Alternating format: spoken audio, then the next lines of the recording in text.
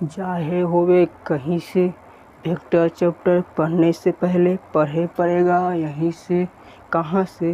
तो आइए मैं इस वीडियो में आपको बताता हूँ कि आपको कहाँ से वेक्टर चैप्टर पढ़ने से पहले आपको किस चैप्टर पर पहले फोकस करना है।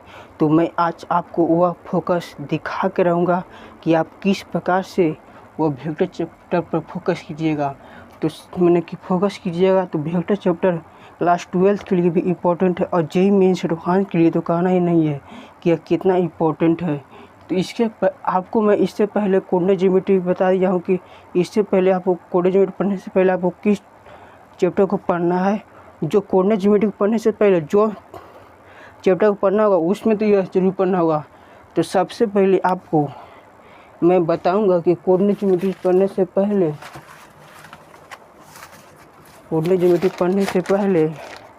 आपको सबसे पहले कोऑर्डिनेट ज्योमेट्री पढ़ना होगा। क्या आप लोग ने सच सुना? क्या पढ़ना होगा आप लोगों को? Coordinate geometry. और कोऑर्डिनेट ज्योमेट्री पढ़ने से पहले आपको कोऑर्डिनेट ज्योमेट्री पढ़ना होगा। हाँ, कोऑर्डिनेट ज्योमेट्री पढ़ना होगा। इसमें आपको मैं बता दूं कि इसमें आप कोऑर्डिनेट ज्योमेट्री पढ़ेंगे जब क्लास 10 में पढ़ोगे तो इसमें आपको डिस्टेंस फार्मूला,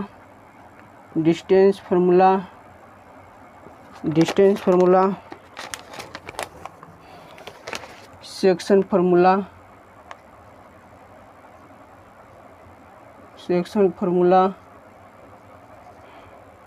और मिड पॉइंट, मध्य बिंदु जिसे कहते हैं, मैंने ये सब इसमें आने वाला है। मतलब आप जो मैंने टॉपिक पढ़ेंगे इसमें तो आपको ज़रूर मैंने ये सब आएगा। डिस्टेंस फार्मूला जिसमें दो बिंदु के बीच रहेगा मैंने स्थिति के रूप में, तो उसे पी और क्यू रहेगा। तो इसमें x2 माइनस x1 के होल स्क्वायर, मतलब यहाँ पर ये अथी रहेगा, स्थिति में अलग ही रहेगा। यहाँ पर आई कैप जे कैप के रूप में रहेगा। और फिर संरेख आप पढ़े हैं क्लास 10 में, जो आप प्रूव भी किए होंगे। और डिस्क्राइमिनेट जो आप 11th में पढ़े होंगे, डिस्क्राइमिनेट, ये सब आपको ज़रूर पढ़ना होगा। मतलब जिसको भी व्यक्त करते हैं, जिसको ऐसा होता है इधर जितना होता है इधर इतना आता है, मतलब ये सब आपको फोकस करना है। और मैं आपको बता दूं कि आपको दूसरा टॉपिक पढ़ना है। क्या दूसरा कौन सा चैप्टर पढ़ना है? दूसरा कोई भी चैप्टर पढ़ना है। दूसरा मैं आपको ऐसे ही बताता हूं कि आप क्लास 9th में 9th में आप सदिश अदिश के बारे में पढ़ोगे। तो सदिश अदिश के बारे में आपका कॉन्सेप्ट होना चाहिए, प्रक्रिया सदिश में सदिश जो आप फिजिक्स में पढ़ोगे क्लास 9th में, और 11th में भी आप पढ़ोगे। तो 9th और 11th में भी आप पढ़ोगे। और फिर तो उस सब का अदिश के बारे में आपको पूरा ज्ञान रहना चाहिए। सदिश का गुना, सदिश के भाग तो नहीं आप पढ़ोगे, गुना तो पढ़ोगे। और सदिश के गुण विधि, सदिश का क्रम विन्याय, और मैं बता दूं क्रम विन्याय नियम और सहचर नियम और वितरण नियम, यह बहुत ही इम्पोर्टेंट है। क्या? क्रम विनिमय नियम, जिसे आप कहते हैं कम्यूटेटिव लॉ, और इसे कहते हैं एसोसिएटिव लॉ, और इसे कहते हैं फिर डिस्ट्रीब्यूटिव लॉ। यह सब बहुत ही इम्पोर्टेंट है, जो आपको हर टॉपिक मतलब हर एक्सरसाइज में आने वाला है। मतलब इससे मैंने आएगा, मतलब इस आप पढ़ लीजिएगा ना तो आपको मैंने कि कुछ काम भी भाग पड़ेगा। मतलब अगला वीडियो में आपको बता दूँगा कि सदिश में मैंने कौन टॉपिक मैंने सबसे ज़्यादा, मतलब एक ही टॉपिक से, मतलब मैंने कि एक अथी से बहुत बार अथी उसमें आता है। अगला मैं वीडियो बताने वाला हूँ जल्द ही। और फिर कहूँगा कि त्रिकोणमिति से, क्या त्रिकोणमिति में आपको फार्मूला का पूरा रहना चाहिए।